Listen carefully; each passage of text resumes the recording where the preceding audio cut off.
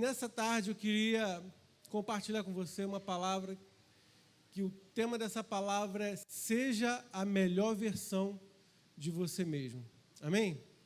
Deus quer que você seja uma versão melhor do que você foi no ano anterior. Eu quero te falar, a obra, ela não está acabada. Tem uma argoteira aí, tem umas coisas que não está muito bem ajustada, que o Senhor precisa trabalhar. E eu louvo a Deus pela palavra do Senhor, que diz que a obra que Ele começou na nossa vida, Ele vai completar até o fim. Amém? Então, no nome de Jesus, eu quero declarar que sobre a sua vida, a obra que Ele começou, Ele vai completar. Eu sei que, assim como eu, não estou satisfeito com a versão do Heitor. Eu queria ser muito melhor, eu queria ter decisões e atitudes tão diferentes das que eu tomo na minha vida, assim como eu sei que acontece com você também da mesma maneira. Mas eu quero te ajudar, no nome de Jesus, e me ajudar a cooperar com o Espírito Santo nesse processo de transformação na nossa vida, no nome de Jesus. Amém? Você quer isso para a sua vida? Diga amém. Então, abra sua Bíblia em 1ª Carta aos Coríntios, capítulo 9, verso 23. 1 Coríntios, capítulo 9, verso 23.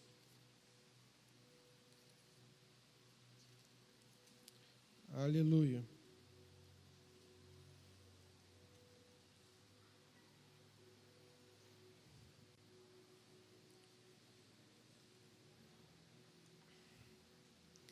Quantos acharam? Digam amém? Aleluia. Faço tudo isso por causa do Evangelho, para ser co-participante dele. Vocês não sabem que todos os que correm no estádio, apenas um ganha o prêmio? Corram de tal maneira que alcancem o prêmio. Todos os que competem nos jogos se submetem a um treinamento rigoroso para obter uma coroa que logo perece, mas nós fazemos para ganhar uma coroa que dura para sempre. Sendo assim, não corro como quem corre sem alvo, e não luto como quem esmurra o ar, mas esmurro o meu corpo e faço dele meu escravo, para que depois de ter pregado a outros, eu mesmo não venha a ser reprovado no nome de Jesus. Amém? Deixa eu orar por você, feche seus olhos. Senhor, no nome de Jesus, eu quero colocar a vida dos meus irmãos nessa hora. Espírito Santo de Deus, que eu venha ser um instrumento na vida deles, venha liberar palavras proféticas, palavras, Senhor, que vêm do seu coração e vêm direto ao espírito deles. Por isso, Pai, no nome de Jesus, que toda palavra, toda semente liberada nesse lugar, nessa hora, no nome de Jesus, venha alcançar a boa terra e venha frutificar em o nome de Jesus. Amém. Amém, irmãos. Aleluia. Aleluia. Eu escolhi esse texto, que talvez seja um dos melhores textos para poder falar de alguém que se tornou a melhor versão de si mesmo. Porque Paulo, de perseguidor da igreja, de perseguidor dos irmãos em Cristo Jesus, ele se torna um desses irmãos, ele se torna perseguido. O desempenho, vamos colocar, a performance que Paulo teve na sua vida cristã é algo que vai além, é algo que destoa da maioria das pessoas. Aquilo que Paulo falou para o seu filho Timóteo, que ele completou a sua carreira, que ele guardou a sua fé, de fato foi uma verdade. E eu falo isso porque em muitos funerais de crentes se lê esse texto, mas eu sei que a realidade é que nem todo crente poderia dizer: completei a minha carreira, combati o bom combate, fui fiel até o fim. Quantos e quantos vão deixando para trás aquilo que o Senhor colocou na vida deles? Quantos param no meio do caminho? Quantos desistem? Quantos desanimam? Quantos não se tornam, não vivem aquilo que Deus colocou como propósito na vida daquela pessoa para ser? Eu quero te dizer, no nome de Jesus, existe um propósito de Deus na sua vida. Você não está aqui por acaso. Você não está aqui, simplesmente para deixar a vida te levar. Ok? Existe algo, existe um plano de Deus, existe um propósito de Deus na sua vida. E a vontade de Deus é que você viva plenamente. A vontade de Deus é que você viva essa vida abundante, essa vida plena que o Senhor Ele tem para você. E esse cara aqui, o apóstolo Paulo, você sabe, não sei se você sabe, mas em 10 anos ele plantou igrejas em 4 províncias do Império Romano. Da Ásia à Europa, ele estava plantando igreja. Em 2 viagens missionárias que ele fez, ele visitou mais de 20 cidades pregando o Evangelho. Na 3ª viagem que ele fez, ele revisitou muitas dessas cidades que ele tinha plantado igreja. Não sei se você sabe, mas o apóstolo Paulo, ele é responsável, se você considerar o livro de Hebreus como autoria dele, mas mais de 50% do Novo Testamento como algo que foi escrito pelo próprio Paulo. Então, ele foi alguém que, ele mesmo disse, que trabalhou mais do que os outros apóstolos, que estiveram ali presencialmente com Jesus, e ele não teve isso. Ele teve um encontro com Jesus diferente. Ele não conheceu, ele não foi discípulo de Jesus como Pedro, como João. Entende? E esse cara que era o menor dos apóstolos, se tornou aquele que fez mais no Senhor, e que fez mais para o Senhor. A própria prisão não impediu Paulo de viver o chamado de Deus na vida dele. Depois de preso, ele escreveu Filipenses, ele escreveu Efésios, ele escreveu Colossenses, ele escreveu Filemão, ele escreveu 4 cartas à igreja, depois de preso. Entende? E aí, como que Paulo ele se torna esse exemplo? Como que Paulo ele alcança esse patamar, se posso dizer assim? Eu quero te falar que eu creio que isso é fruto daquilo que ele diz nesses trechos que nós lemos aqui, ele dizendo para a igreja de Corinto, que a gente acabou de ler. E quando a gente pega esses princípios e a gente tem revelação deles e a gente coloca como algo prático na nossa vida, eu creio que a gente se coloca numa estrutura de transformação da nossa vida. A nossa vida começa a mudar algumas coisas. De uma maneira gradual, lenta, mas ela muda. Porque mudanças duradouras só se estabelecem a partir de pequenos hábitos, de pequenas atitudes duradouras, geram mudanças duradouras. Amém? Então, se você aplicar essas coisas que eu vou te falar aqui agora na sua vida, eu quero te dizer, você vai começar a se tornar a melhor versão de você. Amém? Então, em primeiro lugar, eu quero te dizer que nem todos vão ser recompensados. Essa é uma verdade das Escrituras que você precisa ter revelação. Nem todo mundo vai ser recompensado. Não é o fato de você participar da competição que vai te trazer o troféu, que vai te trazer a coroa. Nós lemos aqui no verso 24, ele diz, na verdade, todos vão correr, mas um só leva o prêmio. Muita gente corre, muita gente compete, participa. Você talvez já ouviu aquela frase, o importante é competir. Mentira, balela, o importante é ganhar. Lá em casa, lá, a gente joga aqueles jogos de tabuleiro com as crianças, com a Juliana. E a Juliana quase manifesta. Por quê? Eu sou competitivo. E eu trabalho nas emoções e começo a deixar ela com raiva, ela fica nervosa e começa a perder.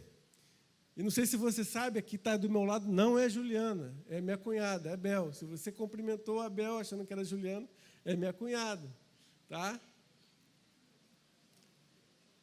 Aleluia, a Juliana está lá embaixo.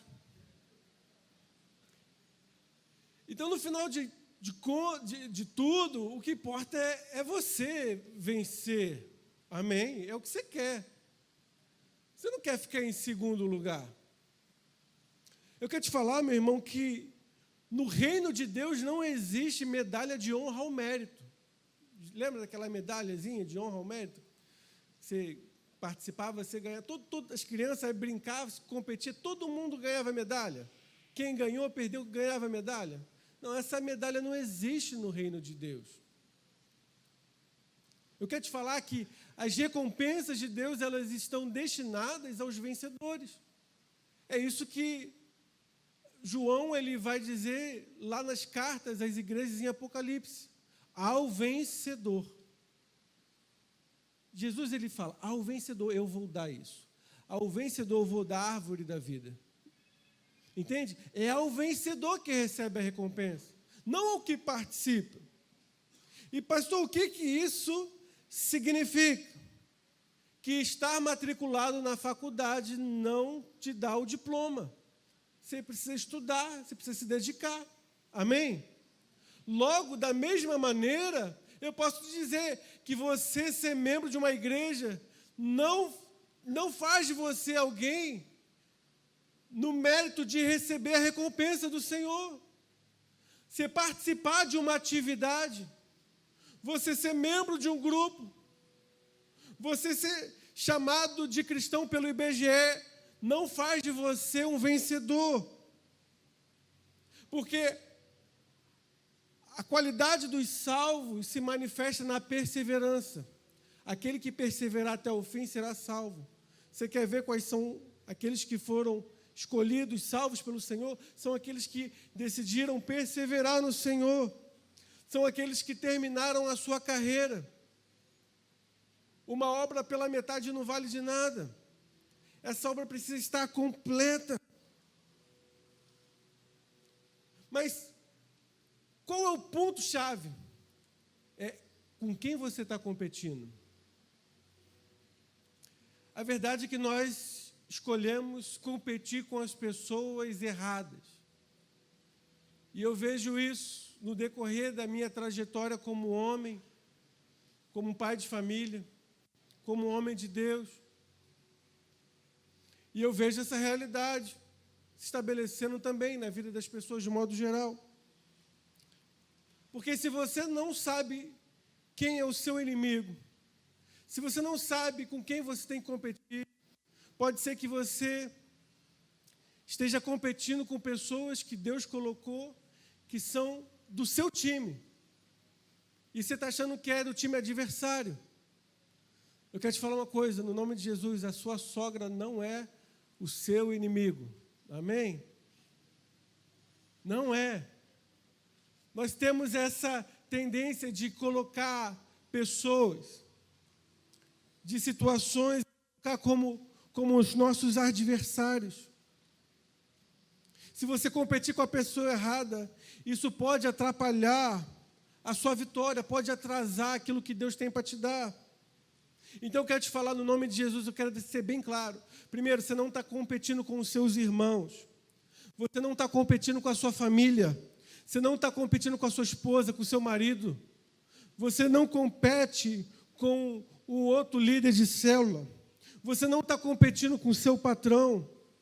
Você nem está competindo com aquelas pessoas que te perseguem, com aquelas pessoas que te ofendem. Sabe por quê? Porque essas pessoas que estão próximas a você, que fazem um bem a você ou que de alguma forma te faz mal, o Senhor permitiu que estivesse próximo a você para cooperar na transformação do seu eu. Então, até o seu inimigo, vamos dizer assim, até aquela pessoa que pega no seu pé, é um instrumento de Deus para a transformação da sua vida, para fazer de você um homem, uma mulher de Deus, mais santo, mais cheio do Espírito Santo, mais tratado, mais preparado para viver aquilo que Deus tem na sua vida. Então, sabe, às vezes você percebe que há situações onde o marido compete com a esposa, quando, na verdade, o marido e a esposa são um. Eles não precisam competir. E, às vezes, essa competição acontece justamente por uma insegurança. Acontece por uma falta de clareza na sua identidade, em saber quem você é. Então, para exemplificar bem aos irmãos, a Juliana, quando a gente, lá atrás, casado, ela me via tendo algumas atitudes na minha vida ali, na minha vida diária, na minha rotina, de oração, de busca. E ela tinha uma rotina, eu tinha uma outra rotina, ela vinha de um contexto, eu vinha de um outro contexto. E às vezes ela olhava para mim e via assim, eu falava assim, nossa, acabei de ler tal livro. Nossa, já li tantos livros já esse mês. E ela se sentia afrontada. Porque, nossa, eu não consegui ler o que você leu, não consegui orar o que você está orando aí. E ela achava que tinha que orar o tanto que o Heitor ora, que tinha que fazer o tanto que o Heitor faz. E até que, de tanto a gente conversar e tentar esclarecer isso, eu falei assim, amor, eu não estou competindo com você. Aqui não é uma questão de quem faz mais ou quem faz menos. E aí o ponto é que quem é a pessoa que você deve competir? Quem é o seu inimigo? O seu inimigo é você mesmo. O seu inimigo é o seu ego. Eu não estou competindo com a minha esposa e nem com ninguém. Eu não estou competindo com outro pastor. Quantas vezes você vê um líder, nossa, olha a minha célula, se comparando com a célula do outro, se comparando com a liderança do outro, comparando aquilo que ele está vivendo com aquilo que o outro está vivendo, mas são histórias diferentes, são processos diferentes, são estações diferentes. Então você não tem que se comparar com ninguém. O seu olhar tem que ser para Cristo, porque é através de Cristo que você vai ser transformado. Então, na minha vida, eu sempre procurei passar isso para minha casa, para minha esposa, falando, amor, precisamos ser transformados e eu vou cooperar com você, você vai cooperar comigo. Mas você está competindo com você, eu estou competindo comigo. E se o meu ego vencer, eu saio derrotado nessa corrida. Se é o seu ego que sobressai, você não deu espaço para ser recompensado no Senhor. Então, sabe, culpar as outras pessoas não vai tornar você um vencedor.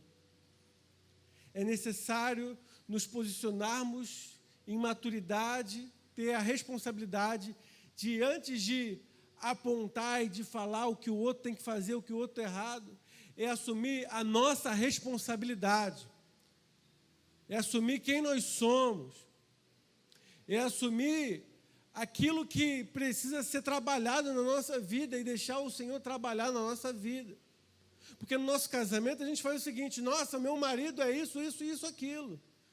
E você acha que você é perfeito. Ah, minha esposa, eu falo assim, Juliana vai ter um galardão no céu imenso. Por quê?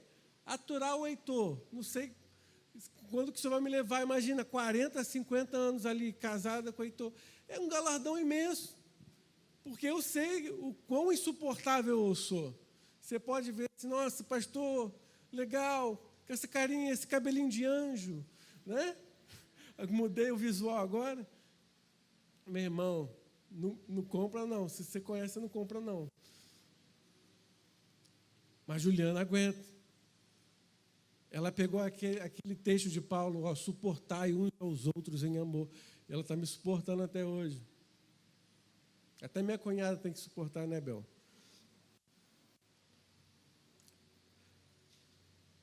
Então a gente coloca essa responsabilidade. Sabe? Existem coisas que, de fato, Deus tem que trabalhar na vida do seu marido. Mas sabe qual a melhor maneira de Deus transformar o seu marido? É transformando você.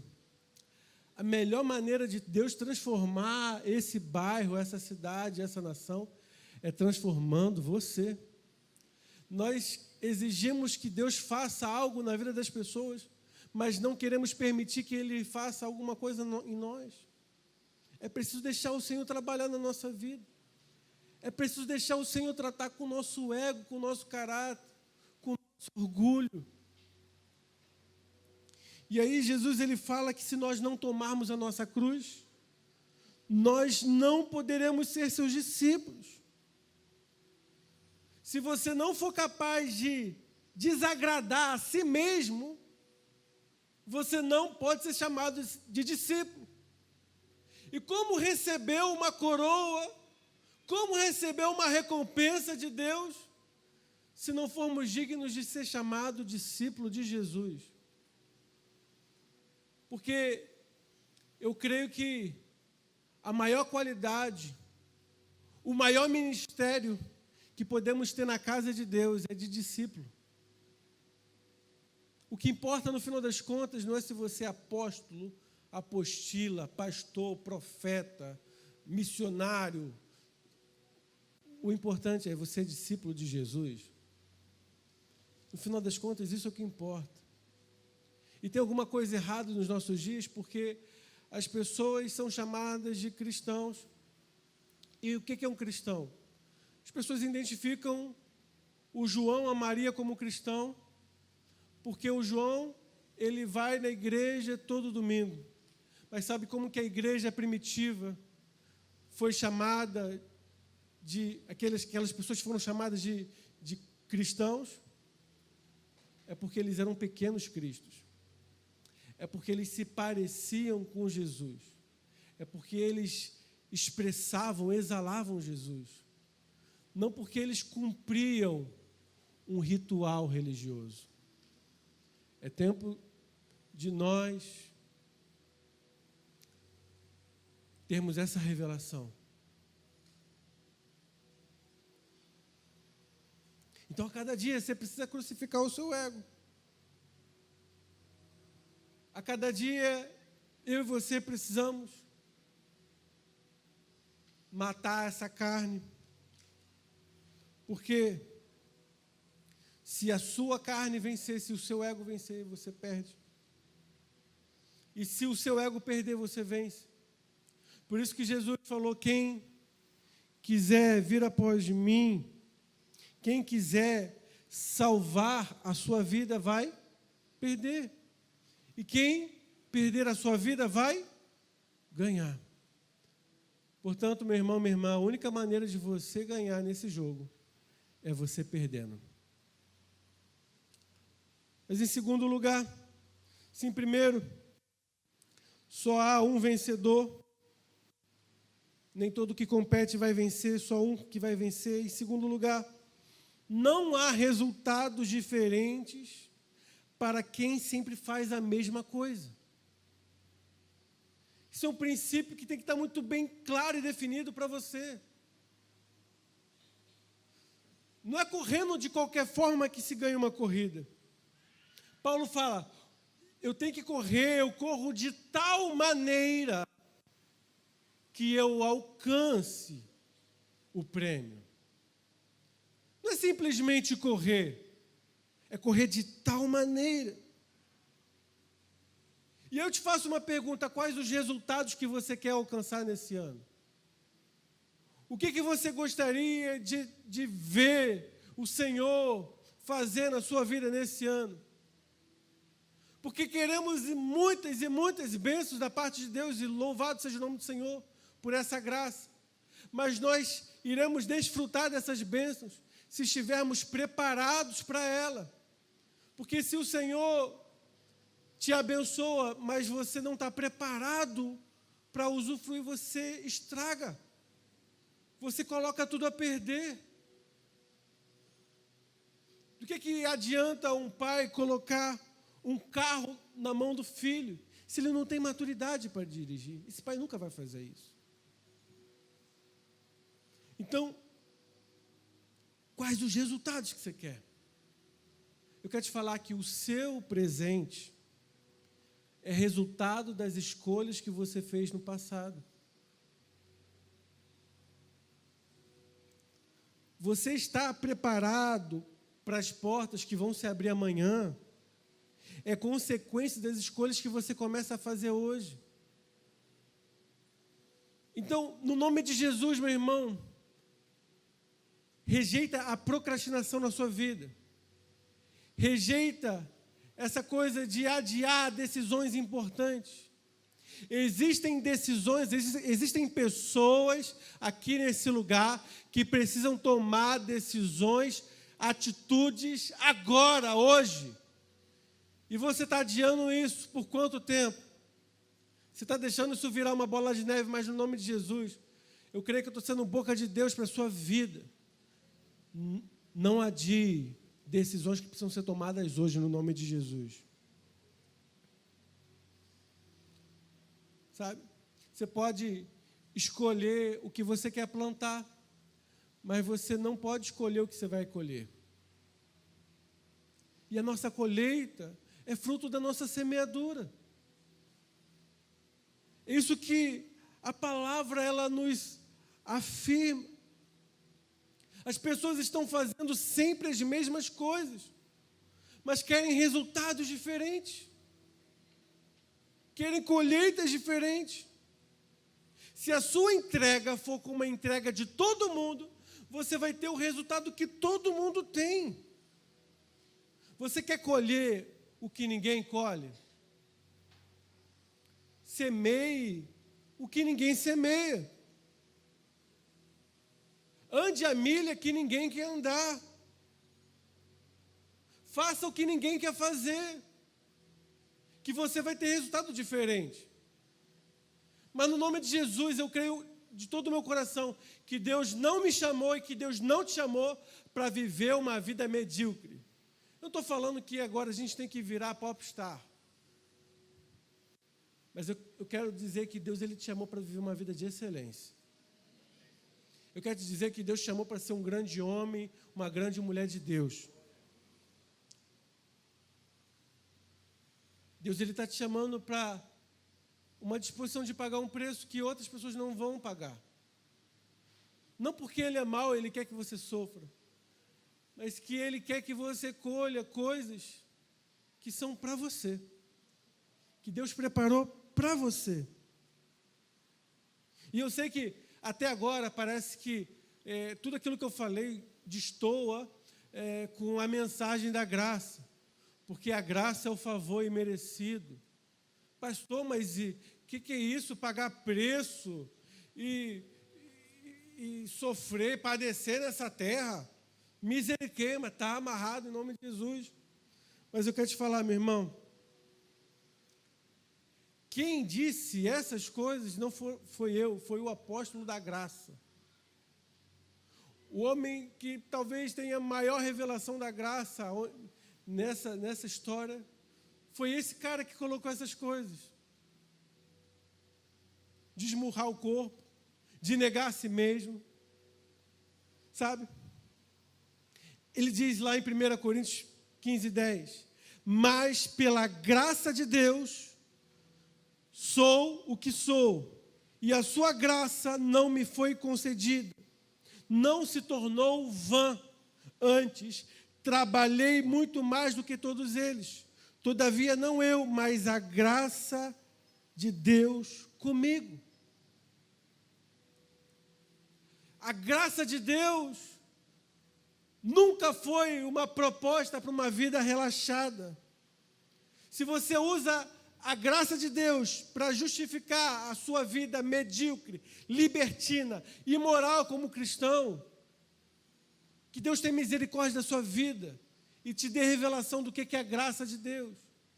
Porque essa graça que não te custou nada para você, custou tudo para Deus. Paulo, ele entendeu tanto essa graça, que foi o que mais trabalhou. Ele mesmo disse para a igreja de Corinto que ele era o irmão que mais orava em línguas. E olha que o povo lá era penteca. O povo lá era do manto, do fogo. Tinha a unção do helicóptero e tudo. Mas sabe, Paulo, ele não tornou a sua vida inútil. E a maneira em que você não desperdiça a graça que depositou na sua vida é você se dedicando, é você semeando, é você se consagrando, é você com o coração tão grato a Deus por aquilo que Ele fez na sua vida, que você se entrega, que você faz de coração muito alegre, sabe? É isso que o Senhor, Ele tem para nós. Deus, Ele tem confiado uma graça à sua vida, mas você não pode desperdiçar. Não podemos desperdiçar a graça que o Senhor confiou a nós. E aí, a gente vai se aprofundando nessa mensagem. Porque eu preciso te dizer também, em terceiro lugar, que não há recompensa sem disciplina. A disciplina, ela é fundamental para o atleta que recebe o prêmio. Nem todo mundo que se dedica a alguma disciplina necessariamente vai receber o troféu, a coroa, a recompensa. Mas todo aquele que recebeu o que vai receber a recompensa do Senhor são pessoas que são disciplinadas. A disciplina, ela vai cooperar com a recompensa que Deus tem para a sua vida. Grandes homens de Deus são pessoas disciplinadas. Paulo, ele era disciplinado na sua vida. Jesus passa isso para os seus discípulos. Nós vemos nos evangelhos relatos de Jesus orando de madrugada, sempre orando. Jesus jejuava, intercedia pelos seus discípulos. Por isso os seus discípulos fizeram dos passos de Jesus um exemplo e multiplicaram isso. A igreja primitiva pagou um preço alto de disciplina. A Bíblia fala que eles perseveravam em oração, perseveravam na doutrina. Perseverança é disciplina. Nós vemos na história homens como John Wesley, que durante 50 anos pregou o evangelho todos os dias, e havia dias que ele pregava 4 vezes num dia só. Sabe? Esse mesmo Wesley, que foi influenciado pelos morávios, esse grupo de irmãos moravianos, eles fizeram uma vigília de oração de 24 horas, que durou mais de 100 anos. E através dessa vigília de oração, dessa torre de oração, todos os dias, 24 horas de oração, milhares de missionários foram enviados para campos distantes. E eu me recordo de uma história de 2 jovens desse grupo dos moravianos, em que eles ouviram falar de uma ilha onde um senhor, um britânico, ele levava os africanos ali para a ilha e tornava aqueles homens escravos. E aquele homem, ele era ateu, não acreditava em Deus. E aqueles dois jovens, eles começaram a se perguntar o que iria acontecer com aqueles homens que estavam sendo vendidos como escravos. Quem queria pregar o evangelho naquela ilha para aqueles homens que não conheciam, que nunca haviam ouvido falar de Jesus? E aí eles foram falar com aquele britânico, perguntando se poderiam ir lá naquela ilha pregar o evangelho. Só que aquele homem, por ser um homem mau, ateu, ele falou: olha, nenhum pastor, clérigo, missionário vai pisar nessa ilha para pregar para essas pessoas, porque isso tudo é uma baboseira. Sabe o que aqueles dois jovens fizeram? Eles tiveram a ideia de se vender como escravo para aquele homem. E aquele homem pagou a passagem de navio para aqueles jovens até aquela ilha. E aqueles dois jovens de 20 anos de idade nunca mais voltaram para sua família, para sua igreja, para os seus pais.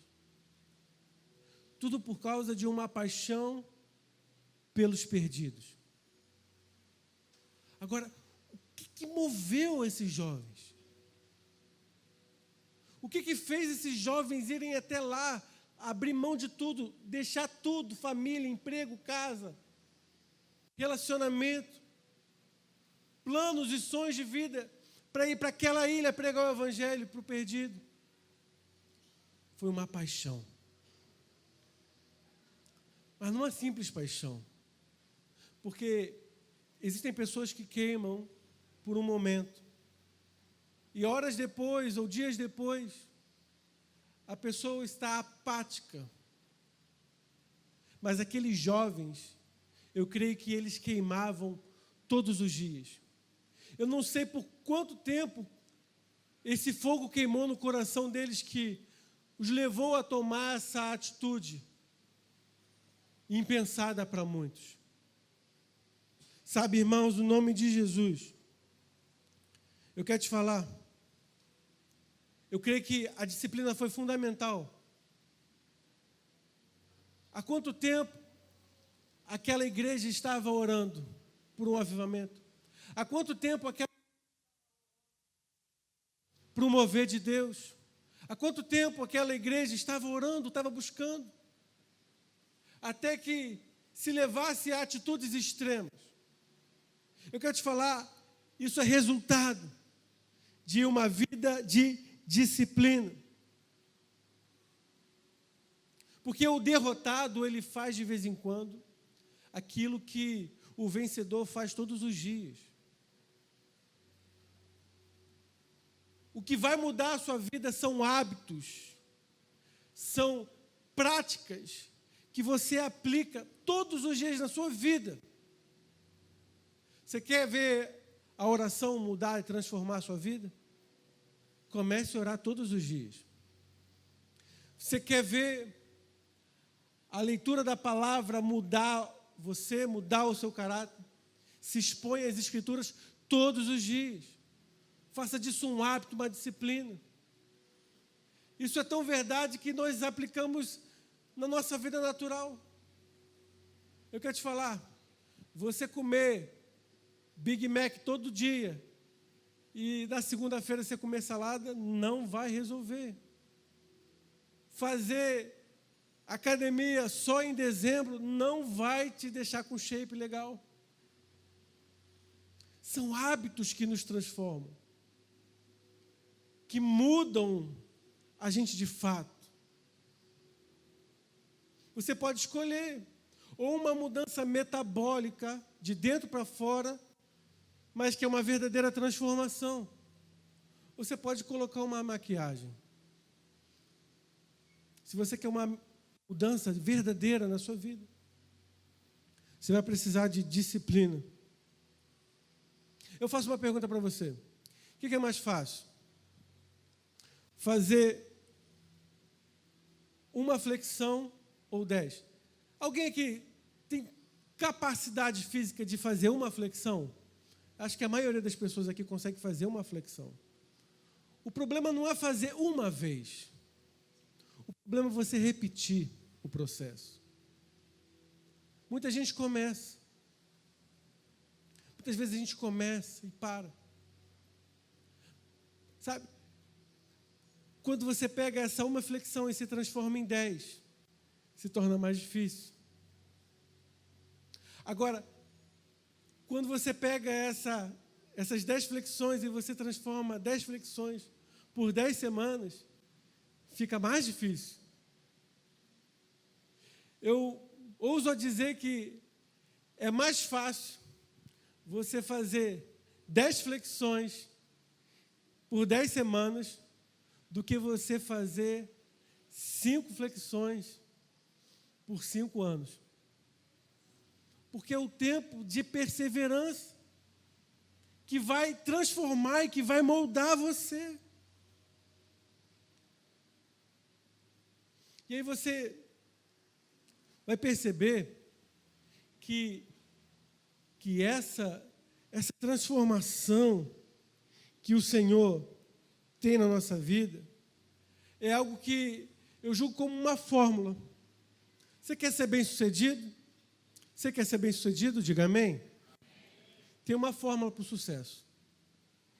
Intensidade mais constância, você vai ter resultado. Se você é intenso, mas você não tem constância, você não vai ter resultado. Você precisa fazer a mesma coisa sempre e de maneira intensa. Se você ora 5 minutos por dia, eu estou aqui para julgar e falar que você deveria orar 1 hora ou 2 horas. O ponto não é esse. Mas seja intenso nesses 5 minutos. Seja intenso nesse tempo que você se dedica naquilo que o Senhor propôs a você. Porque é isso que vai trazer transformação para a sua vida. Mais 5, a gente vai terminar já. Nem todo troféu vale a pena você buscar. Paulo fala, uns vão buscar uma coroa corruptível, outros vão buscar uma coroa incorruptível.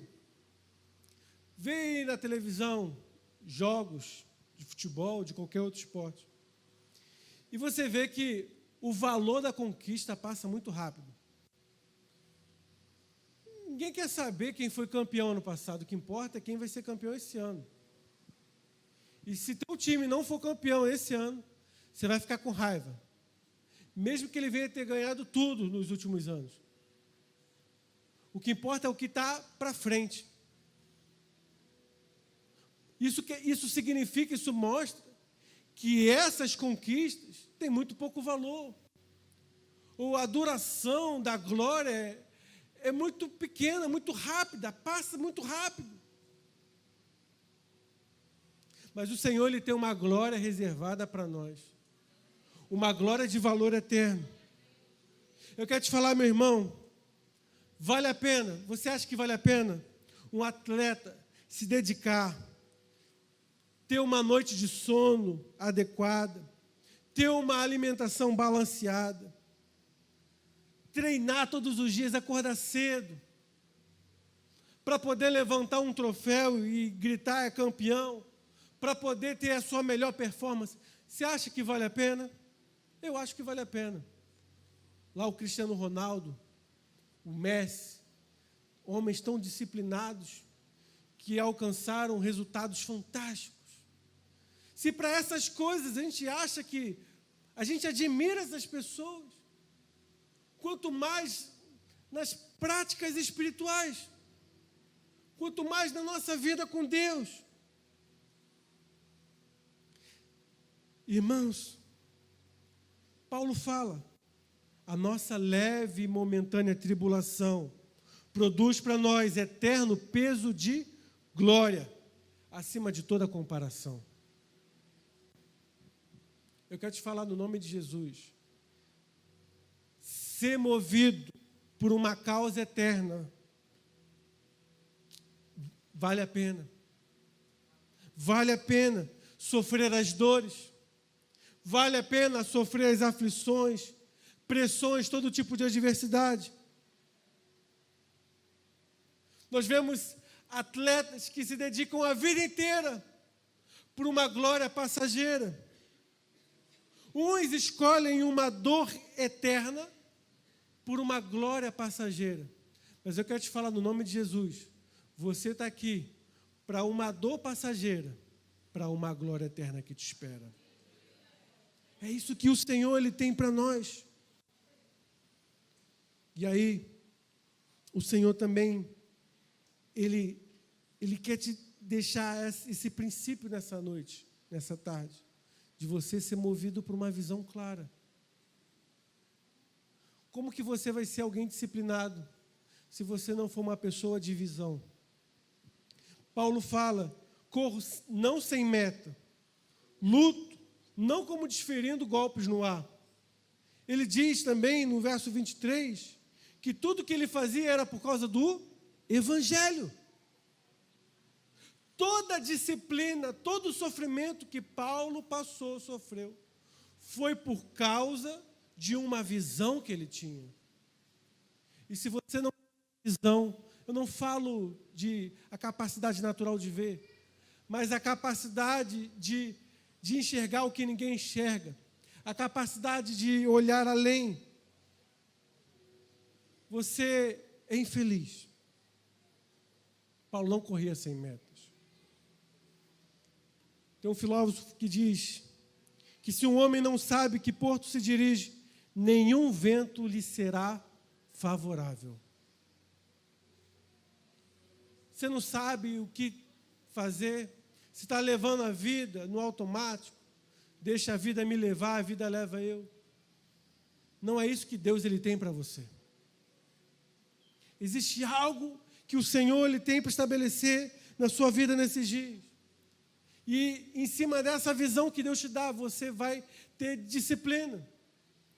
Quando você tem uma competição à frente, é muito mais fácil você se dedicar. Muito mais fácil você se consagrar. Agora, quando você está de férias, quando você não tem compromisso com nada e com ninguém, sabe, de você viver uma vida disciplinada é muito mais difícil. Então, o Senhor Ele tem uma visão para você.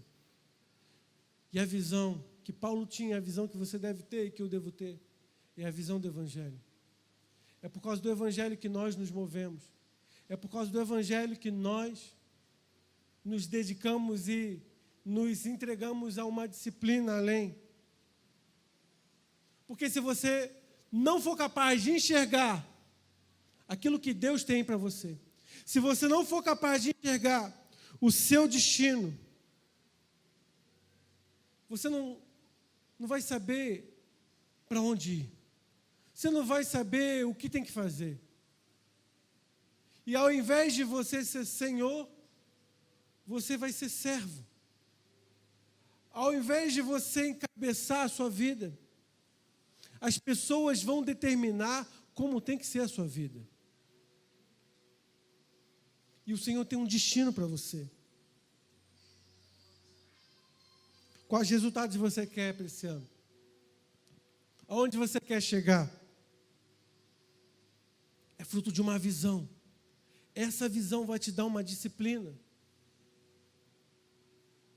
Paulo, ele, por causa da visão do Evangelho, ele foi capaz de ir para Jerusalém, mesmo sabendo que provavelmente ele seria preso e seria morto. É a visão que nos leva a atitudes que ninguém vai ter, a tomada de decisões que ninguém vai ter. Você quer viver uma vida disciplinada? Olhe para o resultado. Você quer se dedicar como ninguém se dedica? Olhe para as promessas de Deus. É que a nossa visão é limitada, nós olhamos para o hoje, nós olhamos para o que está acontecendo agora. Olhe além, olhe para aquilo que o Senhor quer fazer. Quando você vê, o Senhor quer fazer isso na minha vida, o Senhor tem esse propósito na minha vida, o que vai acontecer contigo? você vai tomar decisões. E você vai viver em função dessa visão que Deus te deu. E aí, quando chegar naquele momento, você vai estar preparado para viver tudo aquilo que o Senhor tem para você. Mas sabe, sexto, disciplinar o corpo é fundamental. Deixa eu falar algo para você. Paulo, ele diz que ele esmurrava o corpo a ponto de reduzir o seu corpo à escravidão. Eu tinha uma visão muito errada há um tempo atrás, onde eu falei assim, nossa, sabe, eu como pastor, eu de fato, em muitos momentos, não que eu não faço isso hoje, mas havia uma dedicação, uma consagração à oração, à leitura muito grande. E quando se tratava do meu corpo físico, eu deixava, sabe, de qualquer jeito. E aí ia para a célula, para as reuniões da igreja durante a semana, enchia a cara de refrigerante, cachorro quente. E quando falava assim, faz um exercício, minha barriga, o ministério cada vez mais crescendo, o templo do Espírito Santo estava se tornando uma catedral. Eu falei assim, não gosto de malhar, não gosto de cuidar assim, do corpo e tal. Eu acho tão chato ir para a academia. Eu falava assim para mim, né? Até que eu tive a revelação de que quando eu cuido da minha alma, das minhas emoções, eu estou cooperando com a minha vida espiritual. E quando eu cuido do meu corpo, eu estou cuidando da minha alma. Logo, se eu não cuido do meu corpo, se eu sou relaxado com o meu corpo, eu estou trazendo prejuízos para a minha vida espiritual. Porque se você come besteira, isso prejudica a sua vida intelectual. Não sei se você sabe disso. Tem alimentos que vão fazer bem para a sua saúde, inclusive mental. Eu quero te falar, o pecado da gula ainda é pecado. Mas a gente não fala sobre isso. Já vi pessoas pedindo para eu orar para serem curadas, para poder cair no doce de novo, para viver uma vida desequilibrada de novo. E não é isso que o Senhor tem para nós. Se você não fizer o corpo servir a você, você vai ser servo do seu corpo. Então não é que agora você tem que se tornar um bodybuilder. Não é que você agora tem que ser fortão, não é isso. Mas Deus te chamou para viver uma vida equilibrada. Porque isso vai cooperar para você se tornar a melhor versão de você. Então a gente tem que aprender a dizer não sim. Para o chocolate de vez em quando. Para o refrigerante. A gente tem que cuidar disso sim. Porque você é corpo do Espírito Santo, você é templo do Espírito Santo. Você tem que cuidar disso. Pastor, mais um dia eu vou para o céu. Pois é, você vai ter o corpo glorificado, mas você precisa cuidar dele hoje. Porque se você estiver no leito, se estiver na cama, você pouco vai poder fazer, pouca locomoção você vai poder ter de ir a lugares. Cuide da sua saúde. Cuide das suas emoções. Cuide do seu corpo. Faça jejum de maneira regular. Que é isso que a igreja primitiva vivia e fazia.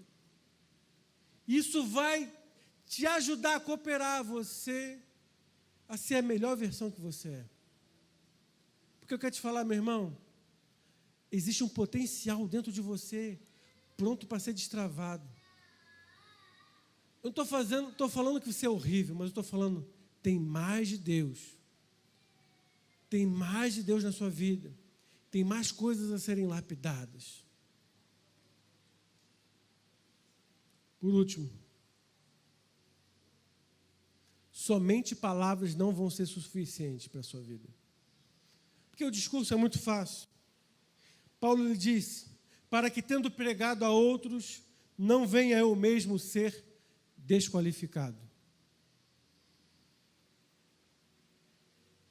Paulo entendia que somente pregar não resolvia o problema. Somente as palavras não vão mudar a sua vida. A teoria não é capaz de transformar. O discurso, por mais bonito que seja, não vai mudar a sua vida. Ouvir aquilo que eu disse nessa tarde para você não vai transformar a sua vida. A não ser que você pegue tudo aquilo que eu falei, que tocou no seu coração, que tocou no seu espírito, e que você venha colocar em prática. Isso vai transformar você. Isso vai te ajudar a você ser uma melhor versão de você mesmo. Isso vai te ajudar a chegar lá no final e, de fato, ser recompensado. Porque eu olho e eu vejo, como pastor, muitas pessoas chegam no fim da sua vida e elas estão tremendamente frustradas. Porque elas poderiam fazer mais. Elas poderiam se entregar mais. Elas poderiam responder de uma maneira diferente. Mas por algum motivo elas não fizeram isso. E Deus, Ele está te dando uma oportunidade no dia de hoje de você ser diferente. De você viver uma vida cristã diferente. De você se entregar ao Senhor de uma maneira diferente.